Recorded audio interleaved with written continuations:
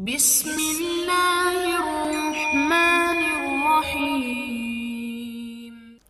Jadi yang lebih baik untuk sholat isya adalah sebenarnya di akhir malam. Akhir malam itu atau tengah malam, bukan akhir malam, maaf. Tengah malam ya, maaf. Jadi tengah malam itu yang lebih baik.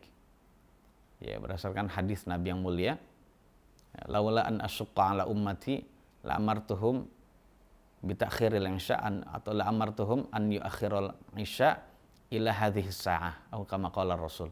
Seandainya tidak ada kekhawatiran akan memberatkan umatku gitu ya, maka saya pasti akan memerintahkan mereka dengan perintah wajib untuk mengakhirkan sholat isya sampai waktu ini, maksudnya sampai tengah malam itu. Jadi ini adalah waktu yang utama. Itu apabila tetap dilakukan secara berjamaah, ya. Jadi jamaah-jamaah sekitar musola itu atau masjid itu sepakat, yuk sekali-kali kita mengamalkan hadis Nabi, sholat isyanya di tengah malam. Kurang lebih itu adalah jam 11 gitu ya, bukan jam 12 pemirsa sekalian. Karena waktu malam itu mulai dari terbenam matahari sampai dengan terbit fajar subuh gitu ya. Jadi nggak sampai jam 12. Jam 12 itu sudah lewat tengah malam. Itu masuk tengah malam yang kedua gitu ya. Nah, dalam keadaan begitu, ya kalau memang jamaah sekitar masjid atau musala itu sepakat, ya adzannya memang di awal, tapi iqobahnya itu adalah di jam 11. Maka kalau memang sepakat silakan. Maka saat itu dia telah menghidupkan sunnah Nabi kita Shallallahu Alaihi Wasallam. Namun para ulama juga menjelaskan bahwasannya kalau itu dirutinkan dan menyebabkan jamaah itu sedikit, bahkan mungkin yang sholat cuma 1-2 orang, maka tetap yang lebih baik adalah di awal waktu. Tetap yang lebih baik adalah di awal waktu saja. Sehingga jamaah itu bisa banyak gitu ya. Karena Nabi kita Shallallahu Alaihi Wasallam bersabda, "Wa ma katsura fahu ahabbu ilallah." Jadi jumlah jamaah, jumlah makmum dalam salat berjamaah itu semakin banyak, berarti itu akan semakin dicintai oleh Allah Subhanahu wa taala. Nah, dalam keadaan begitu ya hendaknya Bapak salat saja di awal waktu bersama dengan jamaah sehingga salat berjamaah. Ya, sebab kita bisa jadi sebelum tidur kita salat isya dan itu di akhir malam. Namun ternyata kita salat isyanya sendirian. Memang mendapatkan waktu yang utama, tapi kita tidak mendapatkan praktek yang utama, tidak menghidupkan syiar Islam itu salat berjamaah. Masih tetap lebih baik adalah Anda ikut sholat berjamaah di masjid walaupun itu di awal malam. Itu lebih utama. Jadi tidak ditunda-tunda sampai akhir malam. Kecuali memang ada uzur Pak ya. Kecuali memang ada uzur. Wallahu a'lam bishawab. Ya. Pertanyaan bagus dari Bapak. Semoga Allah memperbaiki istri dan juga keluarga Bapak. Sehingga menjadi keluarga yang sakinah mawaddah warahmah gitu ya. Jadi bagaimana caranya seperti itu? Ya pertama harus introspeksi dulu sebagai suami. Bisa jadi selama ini ya, kita sebagai suami adalah juga kurang baik di dalam menasehati istri, kasar gitu ya, keras, ya, tidak sabar gitu, dan lain-lain. Ya. Kemudian dengan nada yang tinggi, sehingga istri bisa takut. Istri takut kalau kita nasehati gitu ya.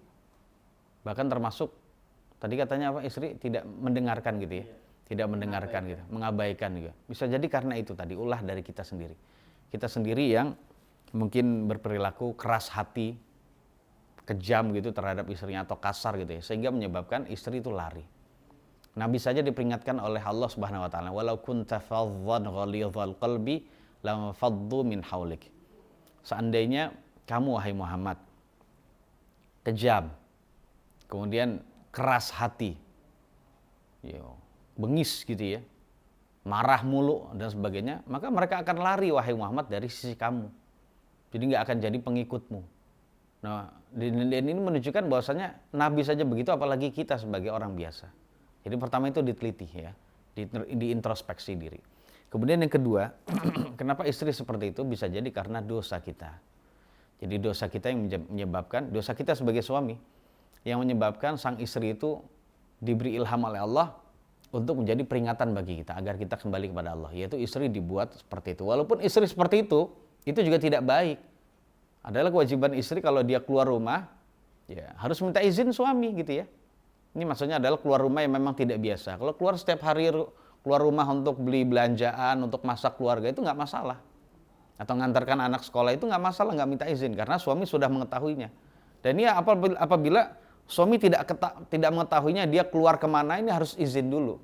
Sampai suami mengizinkan, baru saat itu dia diperkenankan keluar. Nah berarti sang istri yang keluar tanpa izin suami, jadi selama keluar itu adalah dia bermaksiat pada Allah. Hati-hati istri yang demikian itu, bisa jadi dia meninggal dalam keadaan bermaksiat pada Allah, dan itu dosa besar, tidak boleh. Jadi nggak bisa sang istri masuk ke dalam surga kalau dia tidak taat pada suaminya, walaupun dia sudah taat pada Allah dan Rasulnya. Jadi seperti itu keadaannya. Jadi sang suami tetap harus, ini dulu ya, harus introspeksi. Bisa jadi karena dosanya sehingga istri itu pergi. Ya seperti itu, jadi hendaknya. Karena dosa itu memang bisa memisahkan di antara dua orang yang saling mencintai. Makanya hati-hati kita sebagai kepala rumah tangga, dan juga tentu saja di dalam rumah tangga kita harus tahu cara terbaik untuk bisa mempertahankan kelanggengan dari keluarga kita adalah kita hindari dosa, kita hindari maksiat. Seandainya kita berbuat dosa, segera tobat dan istighfar pada Allah, mohon ampun padanya, akui dosanya agar Allah benar-benar mengampuni. Karena Nabi bersabda, at-taibu minadz dzambi kaman la dzambalahu. Orang yang bertobat dari dosa itu sama seperti orang yang tidak ada dosa sama sekali. Jadi intinya introspeksi diri gitu. Jadi adapun dalil yang menyebabkan, dalil yang menjadi petunjuk bagi kita bahwasannya maksiat itu bisa mencerai-beraikan dua orang yang saling mencintai adalah sabda Nabi yang mulia yang diriwayatkan oleh Al-Imam Al-Bukhari dalam kitab Al-Adabul Mufrad, walladzi nafsu Muhammadin biyadih ma tawaddathnani fillahi fayufarraqu bainahuma illa bidzambin yuhditsuhu ahaduhuma. Demi zat yang jiwa Muhammad di tangannya, tidak ada dua orang yang saling mencintai karena Allah lalu keduanya dipisahkan. Keduanya berpisah, keduanya bertikai, bercerai. Keduanya saling berselisih, melainkan karena dosa yang dilakukan oleh salah satu keduanya. Bisa jadi sang suami seperti itu, tidak peduli selama ini dengan istrinya, atau dia berbuat dosa di luar sehingga sang istri dirubah wataknya menjadi seperti itu.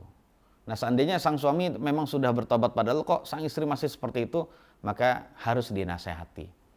Harus menasehati dengan cara yang baik. Di antara cara yang baik adalah ya, istri itu senangnya apa ya dibeliin. Contohnya senangnya baju, senangnya diajak makan kuliner, ya sudah. Ketika kita sudah merasa bahwasanya kita sudah mengambil hati istri, baru saat itu kita nasihati dia. Jadi nasihati dengan cara yang baik. Kemudian berdoa juga sang suami. Kalau dia sudah baik, tidak seperti tadi disebutkan gitu ya, maka dia juga berdoa pada Allah agar istrinya dijadikan solihah, gitu ya. Agar dijadikan sebagai istri yang solihah yang bisa bermanfaat dan juga berfaedah bagi urusan dunia dan agamanya dia. Ya, seperti itu caranya. Dan itu apabila memang tidak bisa juga diusahakan, maka saat itu ya pakai cara itu dengan kita lapor kepada keluarganya untuk bisa menasehati dia. Atau kita datang pada orang yang bisa didengar nasihatnya oleh sang istri. Ya, agar dia mau menasehati istri kita. Jadi orang yang kita curhati itu ya tentang kondisi dari istri itu mau menasehati istri kita sehingga istri ini bisa baik. Seandainya memang nggak bisa dicoba dari segala hal, maka ya sudah. Allahu a'lam bishawab. Ya, ritual matri yang pernah saya baca adalah ritual yang dilakukan oleh sebagian dari umat Islam yang masih mengikuti adat, dan ternyata adat tersebut itu bercampur dengan kesyirikan gitu ya. Ya, bercampur dengan kesyirikan. Nah, tanyakan saja apa makna metri itu, apa tujuan dia melakukan upacara atau adat dari metri ya, metri atau metri saya kurang tahu itu. Pokoknya metri. Jadi kalau dikatakan agar mendatangkan keberkahan bagi barang yang baru dibeli gitu ya, berarti masuk dalam kesyirikan, walaupun ini adalah unsur syirik yang kecil ya, yang tidak mengeluarkan pelakunya dari Islam, tapi ini adalah tentu saja berbahaya. Alasannya berbahaya karena Allah Subhanahu wa taala tidak menjadikan sebab untuk bisa mendapatkan keberkahan dari barang tertentu dengan melakukan ritual metri tersebut ya. Nah, dalam keadaan begitu dia seakan-akan menyamakan dirinya dengan Allah di dalam masalah hal, sama-sama bisa membuat sebab. Allah nggak menjadikan sebab, kok dia bisa menyatakan itu sebagai sebab? Tahu dari mana dia? Berarti seakan-akan dia seperti apa? Menandingi Allah di dalam masalah menciptakan keberkahan gitu ya. Dan ini masuk golongan syirik walaupun adalah syiriknya syirik asghar. Kenapa demikian? Karena umumnya orang yang melakukan, misalnya umat Islam gitu ya. Jadi kalau ada umat Islam melakukan ritual metri, dia masih meyakini yang mendatangkan keberkahannya itu adalah Allah, tapi lewat ritual ini, maka kita katakan dia masuk ke dalam syirik asghar dan dosanya besar. Syirik asghar itu maknanya adalah syirik kecil. Namun pemirsa sekalian, janganlah kita tertipu dengan namanya kecil, tapi sebenarnya dosanya itu adalah di bawah pembatal keimanan gitu ya. Dosanya sangat besar. Ya, bahkan dosanya itu lebih besar dibandingkan dosa membunuh, dosa berzina, dosa mencuri, dosa korupsi dan lain-lain. Jadi hendaknya berhati-hati itu tadi. Jadi jangan sampai mengada-ngada gitu ya. Karena untuk bisa keberkahan suatu barang, ya caranya gimana? Agar barang tersebut berkah. Berkah itu kan maknanya apa? Kasratul khairi wa dawamuhu, banyak kebaikan dan juga langgeng gitu. Nah, caranya adalah agar benda tersebut atau barang tersebut bisa mendatangkan keberkahan, kita gunakan dalam rangka meraih ketaatan pada Allah Subhanahu wa taala. Contohnya beli mobil baru, motor baru. Jangan digunakan kendaraan tersebut untuk hal-hal yang bermaksiat atau menuju ke tempat kemaksiatan gitu ya. Kecuali menuju ke tempat maksiat dalam rangka untuk bisa amar ma'ruf nahi mungkar, monggo. Tapi kalau untuk bisa ngelihat-lihat doang, ini masuk dalam dosa juga. Karena dia tidak ada unsur ingkar di dalam hatinya gitu ya. Kemudian juga gunakan kendaraan tersebut atau barang yang baru tersebut untuk bisa mendapatkan tambahan pahala dan juga kebaikan di akhirat kelak gitu ya. Seperti itu. Termasuk juga kalau yang baru itu adalah kendaraan, jangan menolong atau membantu anak kita untuk berbuat maksiat lewat kendaraan yang Allah berikan kepada kita. Dan lain-lain. Termasuk kendaraan, syukur kita kepada kendaraan adalah kalau kita naik kendaraan adalah dengan kita membaca doa gitu ya, dan lain-lain. Jadi sangat banyak itu cara untuk bisa mendatangkan keberkahan lewat rezeki dan juga nikmat yang Allah berikan pada kita. Dan itu tidak dengan ritual metri. Ya gitu ya. Namun ritual metri yang pernah saya baca itu dilakukan oleh sebagian penduduk di Indonesia gitu ya, itu dengan menyembelih hewan kambing atau hewan yang lain. Maka kalau itu adalah dalam mereka menyembelih hewan dan itu diperuntukkan untuk selain Allah Subhanahu wa taala, maka kita katakan dia masuk ke dalam syirik akbar. Jadi pelakuannya itu terancam keluar dari Islam karena demikian itu.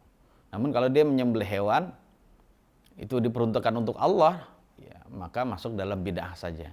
Namun kalau dia menyembelih hewan diperuntukkan bagi penunggu, bagi arwah, bagi ini, maka masuk dalam syirik akbar yang pelakunya bisa dikatakan keluar dari Islam karenanya. Walaupun ini adalah hukum secara umum pemirsa sekalian ya. Namun kita tidak bisa menghukumi orang atau saudara-saudara kita umat Islam yang melakukan ritual seperti itu langsung disebut sebagai orang yang kafir dan murtad, itu tidak demikian.